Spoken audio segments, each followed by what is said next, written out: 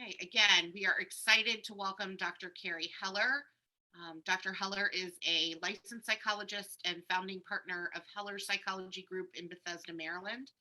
He specializes in the evaluation and treatment of attention deficit hyperactivity disorder, ADHD, and executive functioning weaknesses. Dr. Heller often provides a blend of psychotherapy and practical coaching in helping children, adolescents, and adults get better organized, be more efficient, and improve their productivity.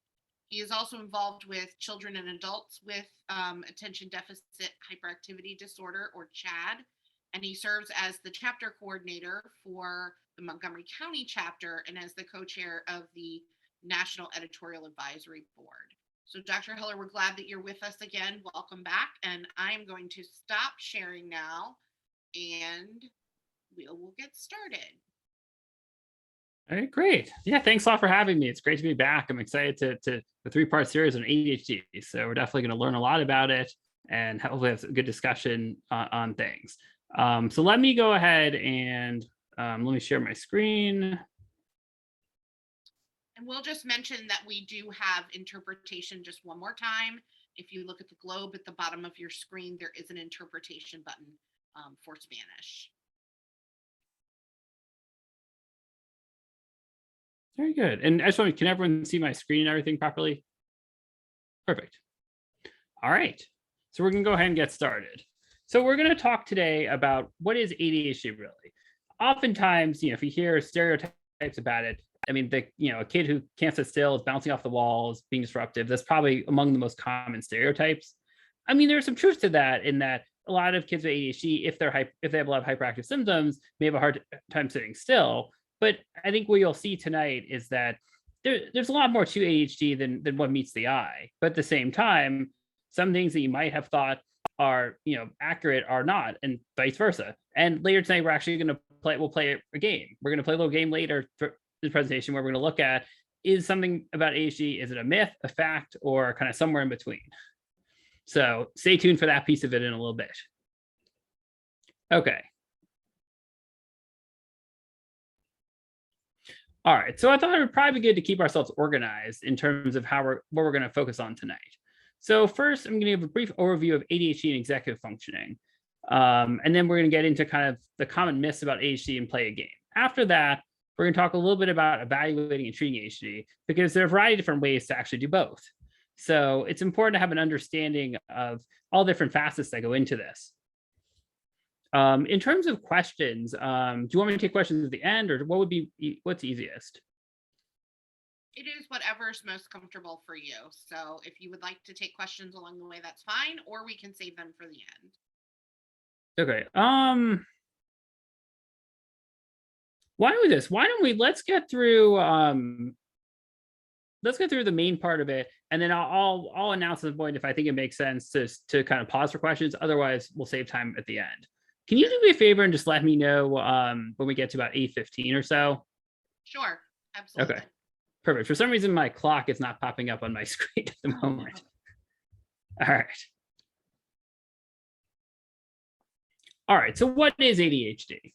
So, to get very technical, there's a book called the DSM-5-TR. It's the criteria that contains pretty much all mental disorders.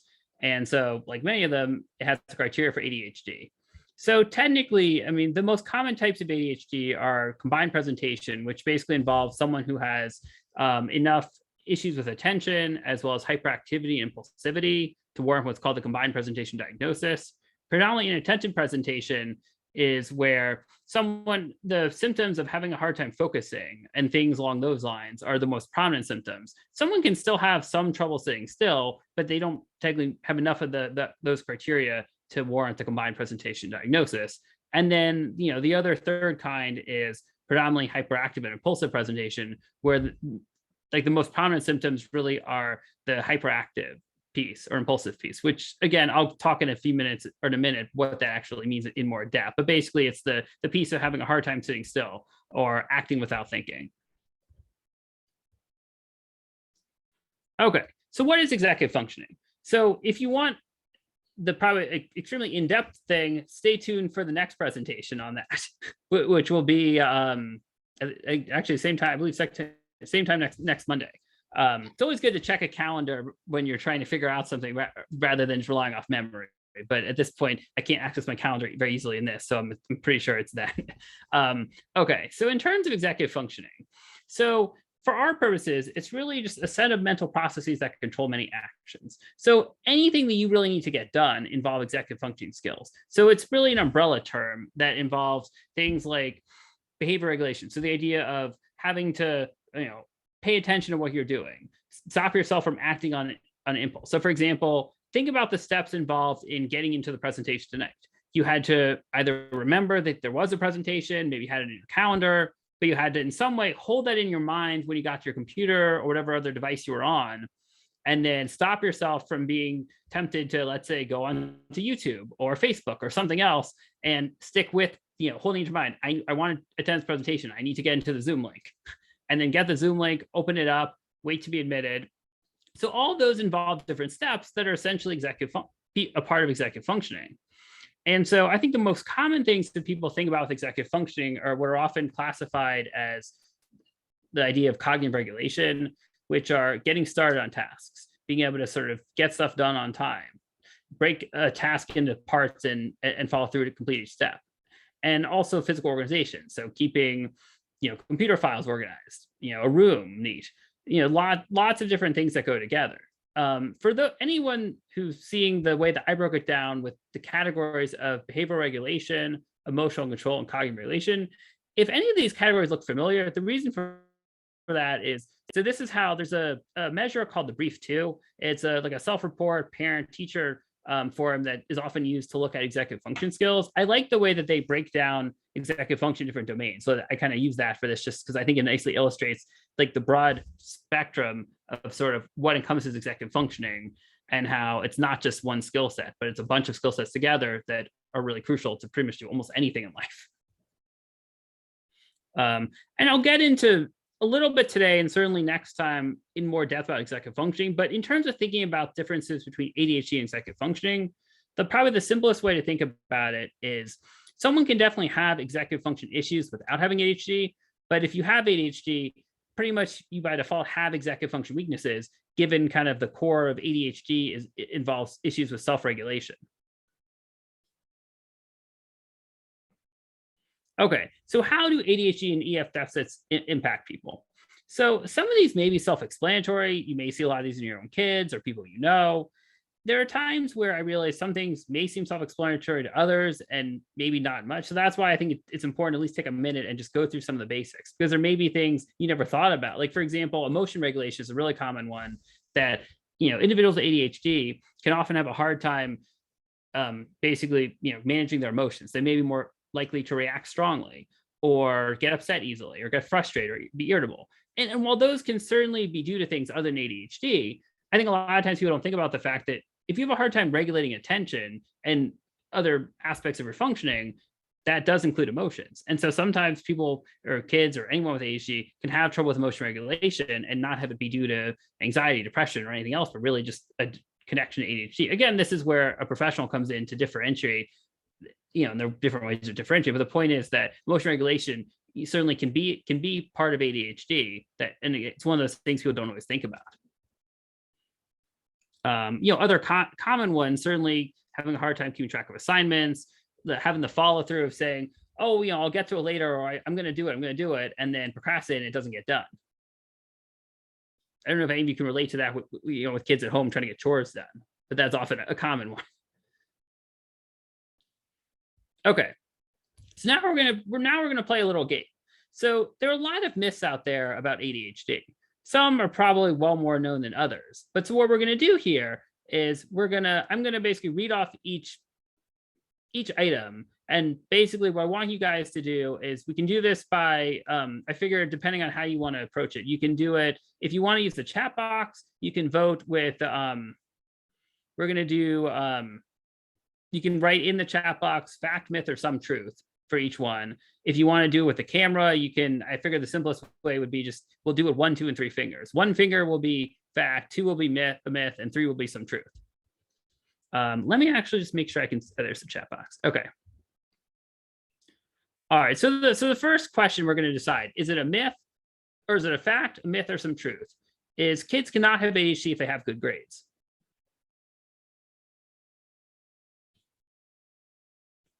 All right, so far I see some of the chat. Let me just check on the camera and see if anyone's raising their finger. I don't know how many people want to choose that option, but you're certainly welcome to if that's easier for whatever reason. Okay.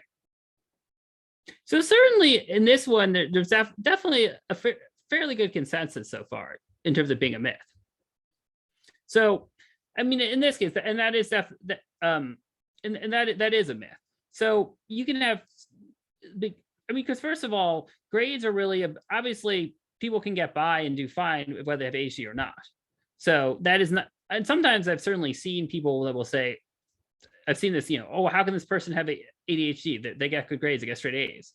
But first of all, you don't always know what goes on behind the scenes. What you see is whatever's on the final, quarter, semester, report card, online transcript, but you don't know what goes on behind the scenes. So, I mean, first of all, in some cases, I've seen quite a bit where kids, maybe they have a lot of backlog assignments, but they get enough turned in at the end of the semester. If, the teachers give them some credit, that then they still get pretty good grades, even if you look at their online portal, halfway through the quarter and they're failing. So, so the point is, one, the final grades are not always truly representative of the work the work process base, is what I'm kind of getting at.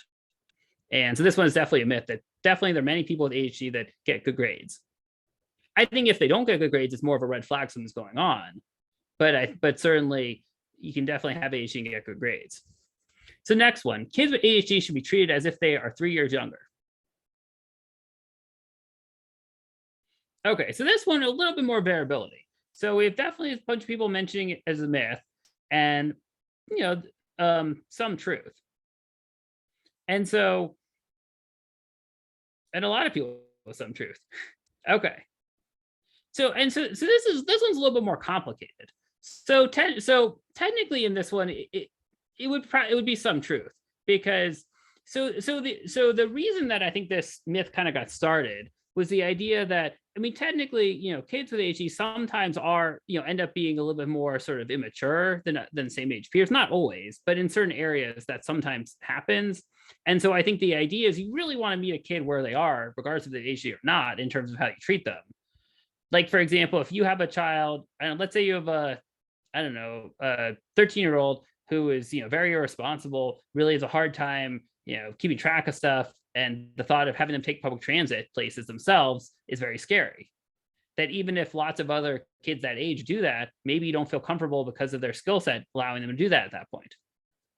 But at the same time, if they're 13, it probably doesn't necessarily mean that you should put them to bed as when they're 10 years old, or if they're a little bit younger, treat them as if they're 5 and have bath time with them when they're 10. I mean, this one actually stands out to me just from, I've definitely had parents that have come in that have, it becomes laughable after the fact, but sometimes, doing certain things parent-wise because they were told to treat kids 3 years younger. But in some ages that it doesn't really work for a kid who's at certain ages. It's just whatever you're doing almost becomes like counterproductive, because then it impacts things socially and other things if you're truly treating a kid as if they're 3 years younger by default, rather than looking at the individual needs of that particular child. Okay, so next one, kids outgrow ADHD in adulthood. So what do you guys think? Fact, myth, or some truth?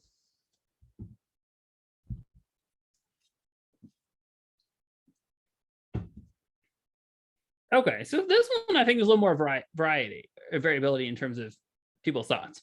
And this one I think it is a little complicated, because so I mean, technically it would be this one I think probably is one that kind of borders between a myth and some truth, because technically people don't usually, like a long time ago, it used to be thought that people, technically could fully outgrow ADHD. For the most part, it's not so much that people outgrow it, but that a combination of factors occur. So certainly there's some brain maturity, which may, sometimes lessen certain symptoms. A lot of times impulsivity and hyperactivity does lessen to some degree, as you get older, especially in adulthood. So it's more the symptoms kind of change. Or also think about the obligations of what's so in most cases, when you have let's say a child or teen with ADHD, they're in some sort of school environment that, most school environments are not drastically different. So you're going to see certain symptoms that come up being in a school environment where you have to sit still. In adulthood, you get to choose your own career within reason. So a lot of people may pick careers that are a good fit for, not having to sit at a desk all day or other things like that. So the idea is and plus it may be stuff you're ideally interested in. And so in some ways, sometimes ADHD isn't always as visible in adulthood because of sort of the obligations you have and how you choose to sort of, work or spend your time. So there's that piece of it too. But I think the idea really is that in most cases, people don't truly outgrow it, but that the symptoms more change. And so sometimes people learn to cope more effectively so that it really doesn't impact them as much.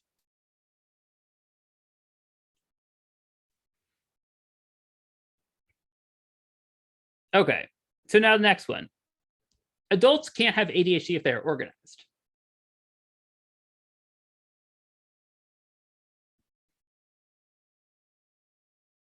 All right, so it looks like there's a fair amount of consensus so far on this one. Okay, and so that is a myth because adults can definitely be very organized and have ADHD. I mean, what I think you have to look at is a lot of times, if you have, while it is hard a lot of times for people to get started with organizational systems ADHD, once someone develops that a system and can maintain it, then that can really help them to compensate and cope quite effectively with ADHD. But there are also at times a lot of people with ADHD that also that rely so much on organizational systems because they really need them, and so in turn almost sometimes become super organized. Or in some ways, I also just happen like in the other way too, where sometimes in trying to be so organized to compensate, people become so rigid in it that maybe it's not the most efficient way of organizing themselves, but it helps them to get stuff done. So certainly the point is that you can definitely be organized and have ADHD. It's not one or the other. Okay. Kids cannot have ADHD if they can play video games or do other things that they enjoy for long periods of time. This question I see a lot. Fact, myth, or some truth?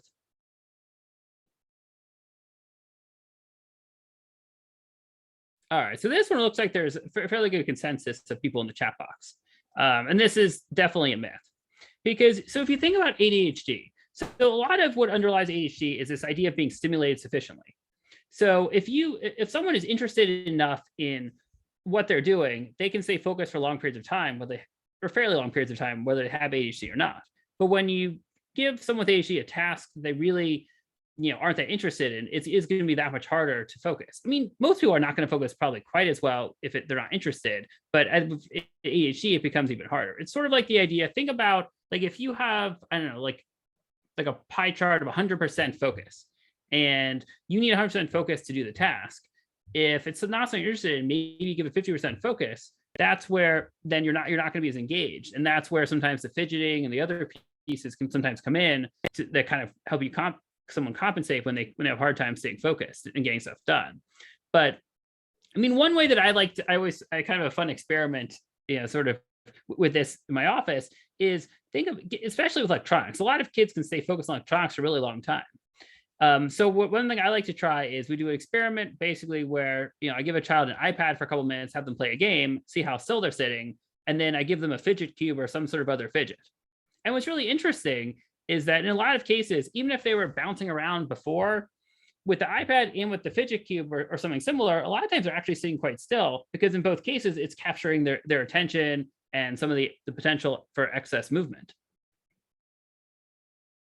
So the idea here is that it's not so much it's about being interested in the activity, but also being stimulated enough. And when someone is stimulated enough, they can focus for longer periods of time, whether there's ADHD or not. The next one, kids cannot have ADHD if they're able to sit still well. Okay, so first of all, is this a fact, a myth, or some truth?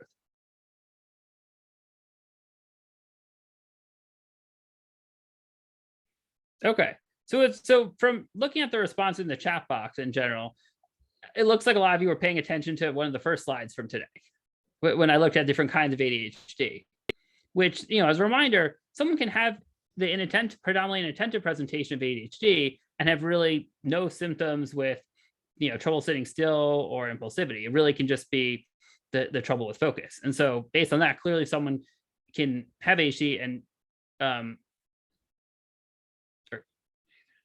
So basically, someone can certainly still have ADHD whether they have trouble sitting still or not. I mean, some kids with ADHD sort of daydream a lot. I mean, that's also where in a lot of cases, I think sometimes people don't pick up, especially as early, age wise, in kids, that it's more the inattentive type, because the ones that are going to be more disruptive, the hyperactive, is where probably it becomes more noticeable quickly in school. Whereas if a child is sort of zoned out, one, depending on what's going on, teachers may not really recognize that, right, just because it's they may look like they're staring at the work doing it, but if they're pausing a lot or not paying full attention, it's not always as easy to visibly to see that. Children and teens with ADHD cannot make good decisions. Fact, myth, or some truth?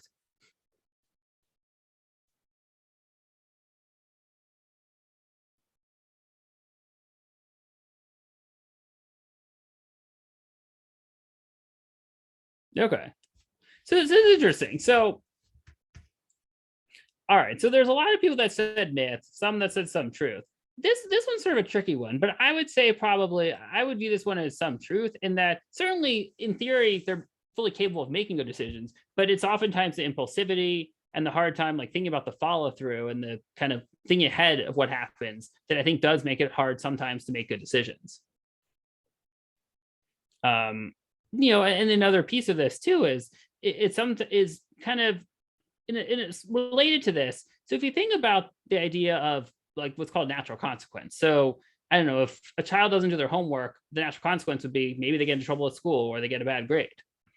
For some kids with ADHD, the consequence, like once it passes, it's as if it kind of never happened. Like it's hard sometimes to translate that idea of, I'm going to learn from this to do better. I mean, that would be the goal and still something to work towards. But I think sometimes with ADHD, it can be harder to kind of connect with that, which is also in part why sometimes decision making can be hard, just as a secondary to the impulsivity and the hyperactivity. But it's just the fact that the connection of past prior bad experiences don't always sort of connect up enough in the moment to sort of guide decision making. But I mean, people with ADHD are fully capable of making good decisions. I want to make very clear that you can definitely have reason to make a decision, but the idea is you just need to sort of sometimes stop that initial first reaction of I'm going to impulsively do this because I feel like it, and think, work on, which again also gets easier to some degree with age, especially into adulthood. But all right, so kids with ADHD cannot be as successful as those without ADHD. Fact, myth, or some truth?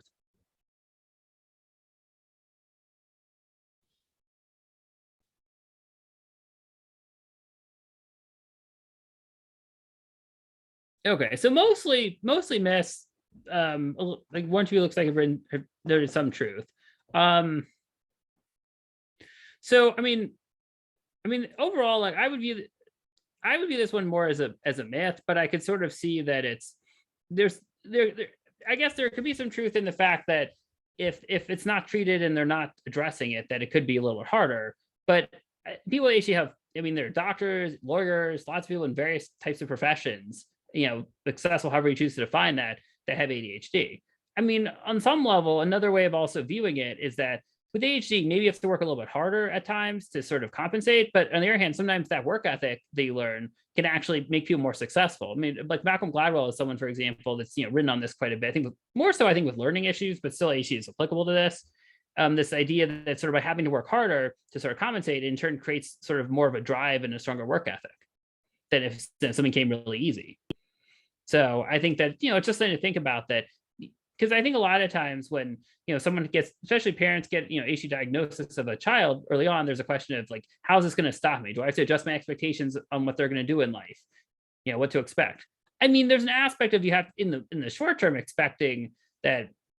I mean, maybe they're not going to be as good following through on chores in the moment, but you don't want to sort of sell your, at least my perspective on it is, you don't want to sell your child short by any means of that's at this point, or even in general. But the idea is by compensating and helping them, getting supports in place, which we'll talk about in a little bit, kids with ADHD in most cases can be just as successful as kids without ADHD. And it's really not something that should stop them from graduating from high school, going to college they want, and doing whatever they want to do, as long as they are able to manage it and find something that interests them. Okay, so we have a few more of these. All right, so there are no positives or benefits to having ADHD. Fact, myth, or some truth?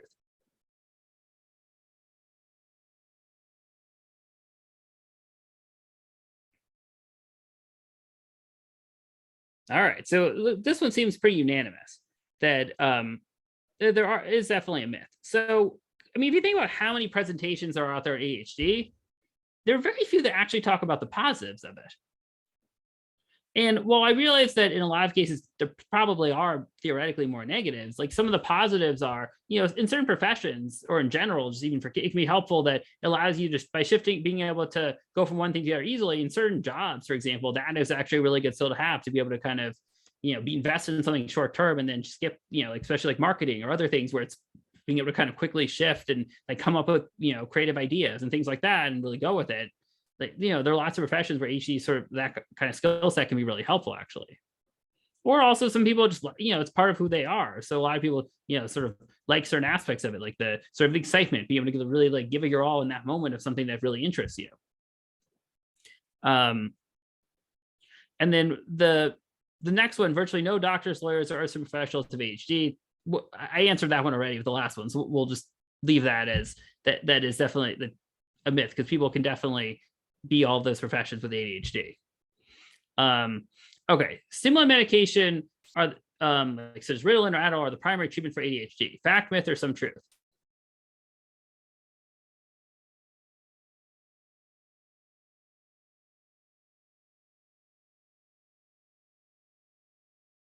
Okay, so this one's definitely a little cloudier in terms of this, and I can see that from the responses. So part of it depends who you ask in terms of it. So medication is often used as I think there's some truth. So it's often used as a primary treatment method as a starting point, but it's I mean so the medicine helps a lot with being better focused and certainly to some degree with impulse control and reducing hyperactivity, but it's not going to magically give you the underlying executive function skills to be organized and follow through in quite the same way. So I think it definitely helps a lot, and it's definitely an important part of treatment. But I think a lot of times we don't realize how important the behavioral stuff and just general lifestyle changes and things like that I'll talk about shortly are besides medication for ADHD. And the last one here, ADHD can only be diagnosed by your pediatrician. Fact, myth, or some truth?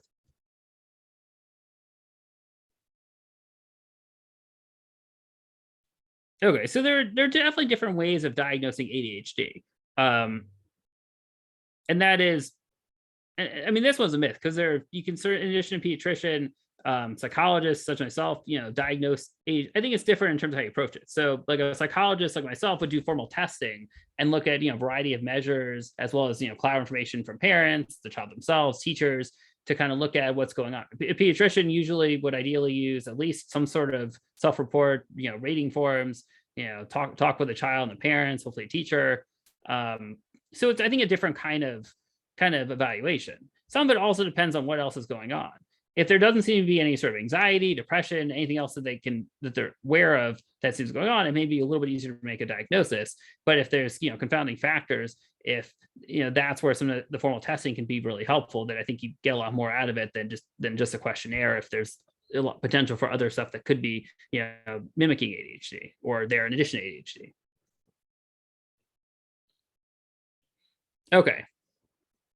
So we're just going to look at, I want to kind of in interest of time. So I want to make sure plenty of time for questions. So we'll pick one or two more of these and then we'll move on. So there's one specific test used to diagnose ADHD definitively. Fact, myth, or some truth?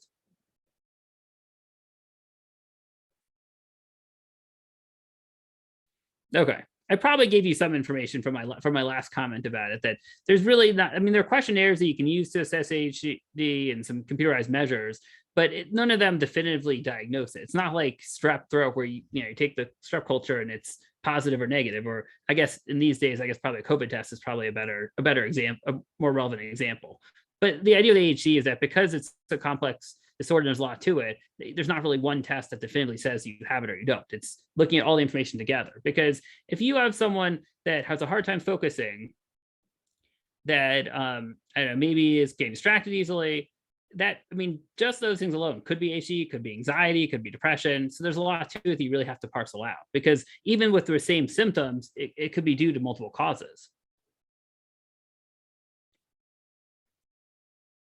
Okay, so now we're going to talk a little bit about some different methods for evaluating ADHD. So I know I got into this a little bit a few minutes ago, but so you have one option is with your pediatrician through an interview and ideally rating forms. I mean, I guess if you're an adult, and again, I put a few adult stuff in here just because of the fact that while obviously we're focused more on kids in this presentation, there may be, some parents out there thinking, oh, that actually sounds a lot like me. Certainly there is a fairly strong biological component to it in terms of, sort of genetics within the family. But, the idea is that whether you're a kid or an adult, you can certainly sometimes go to a primary care or pediatrician as a starting point, even if they say, let's do some sort of testing or, for a more formal evaluation, when you're not sure who to contact to start, oftentimes a pediatrician or a primary care doctor is a good starting point. So, in addition to those, certainly a clinical interview with a mental health professional can be a good starting point. When there's any sort of real complicating factors or real concerns, that's where testing with psychologists or neuropsychologists can be really helpful, because you get a much clearer picture of not just is it ADHD or is it not, but you understand, for example, as you may recall, I guess no pun intended, because I was going to mention something about memory, but that, with working memory, for example, that's obviously something that impacts ADHD and executive functioning skills. But other than getting someone's recollection of what they remember or don't, you're not going to get as much about that off of a rating form. But doing standardized testing, you're actually going to be able to look at someone's memory skills and look at differences between, let's say, when they see stuff, when they hear stuff.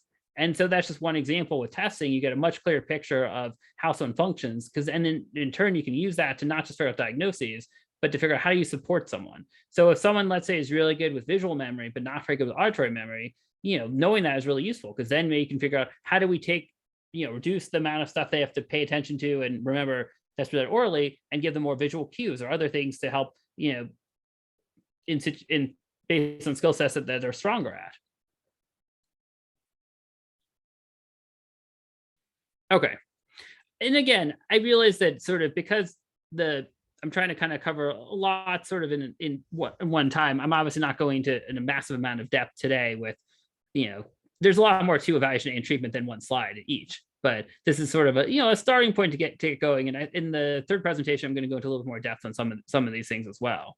But okay, so when you think about how to treat ADHD, so you have, in terms of like what are called behavioral support, so things that are not medicine but are formal treatments in a sense, you would have, or interventions, you would have psychotherapy is common. That's often used, like a psychologist, social worker, LPC, often used, to help, sort of talk therapy is another term for it.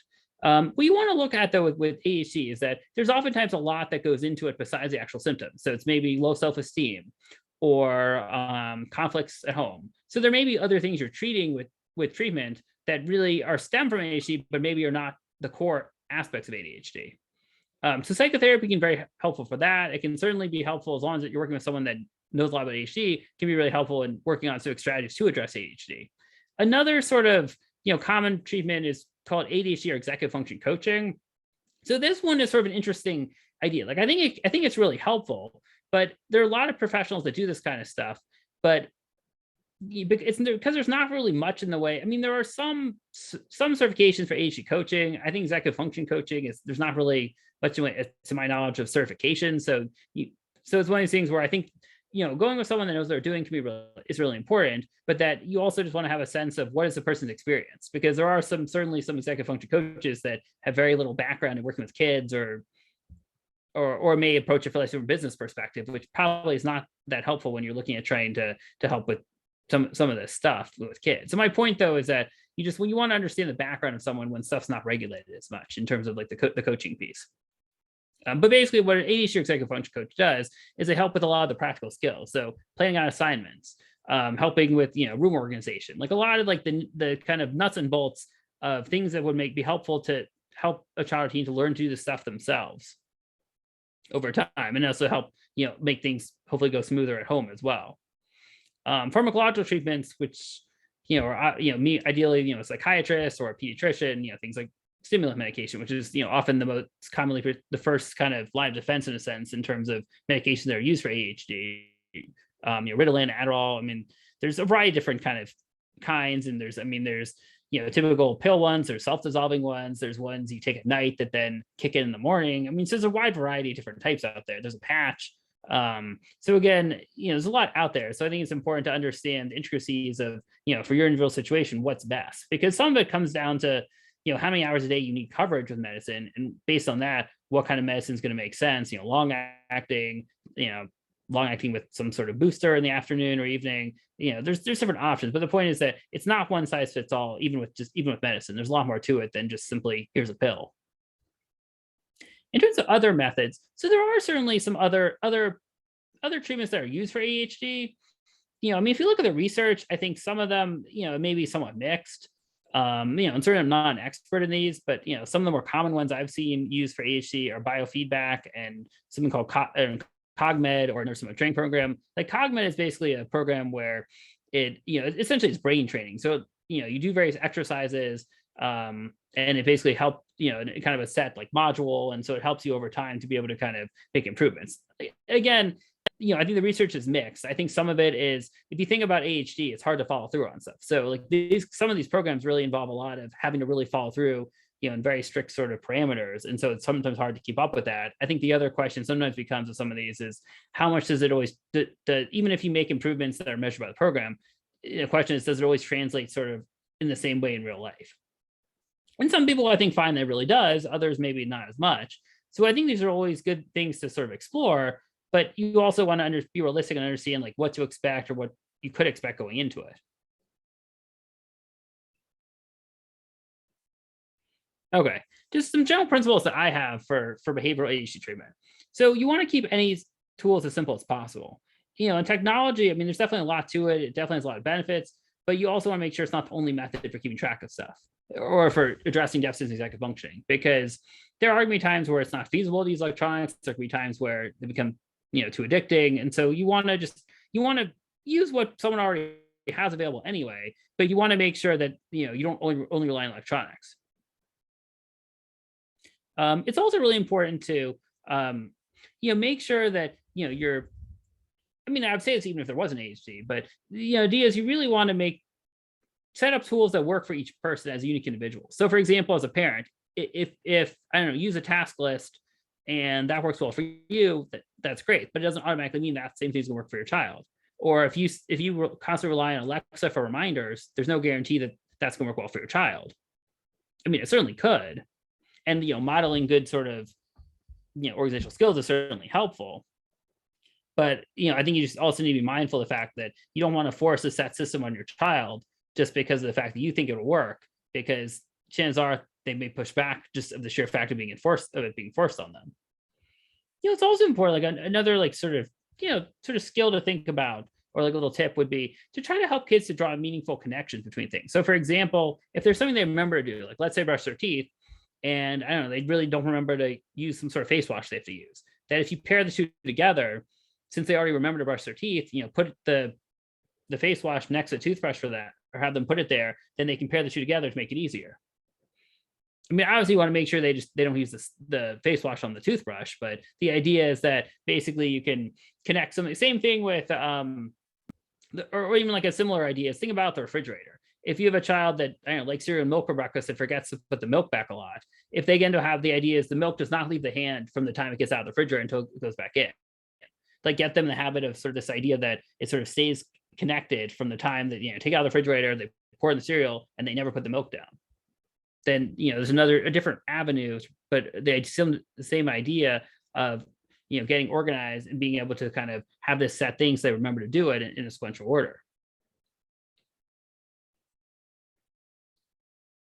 Okay, so I thought we would maybe use a little bit of a case example just to kind of illustrate a few things. We can kind of use this to look at some of the stuff we've talked about today. Because one of the things that's really helpful when you're thinking about ADHD or even in general, a lot of other stuff is it's always good not just to learn stuff, but to have an opportunity to apply what you've learned, because you're going to learn a lot better by having to actually use the information rather than just seeing it.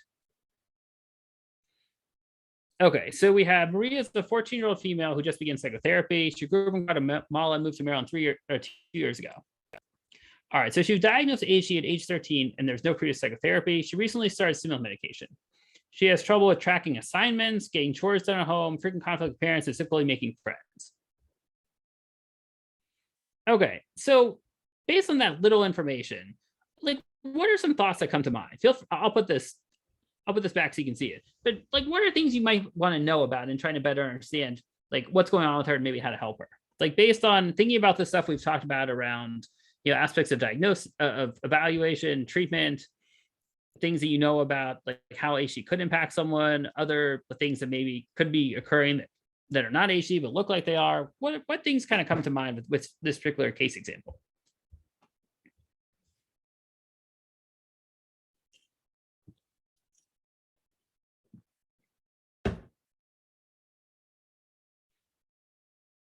Also, for this one, you're welcome to put stuff in the chat. I'm also happy if anyone would like to prefer to talk verbally, just let me figure out how to see them. But I can I'm happy if someone wants to, put themselves off mute and answer this out loud too is fine.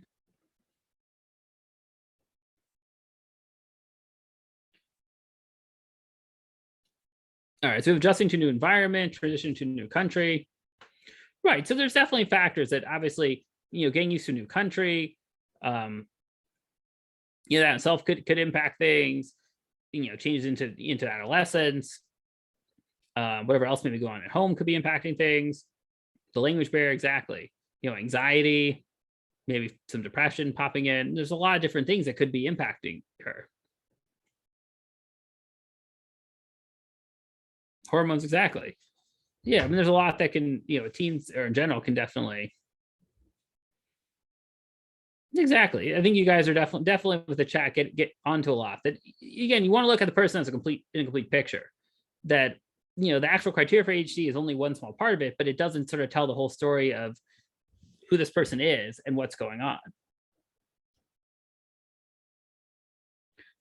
So I mean, that's really what you want to, and the idea here in this example of just being in psychotherapy is, if you think about a therapist, they want to figure out, sort of how to help Maria. And so the more they can understand what's going on, the more effective they can be. And, in a lot of cases, it's not just about, they're having a hard time focusing, but you want to understand why are they having a hard time focusing. And this is where maybe it's just ADHD or maybe it's anxiety or something else that could be contributing as well. But you really want to understand, the whole picture, because if you don't, you're going to miss a lot.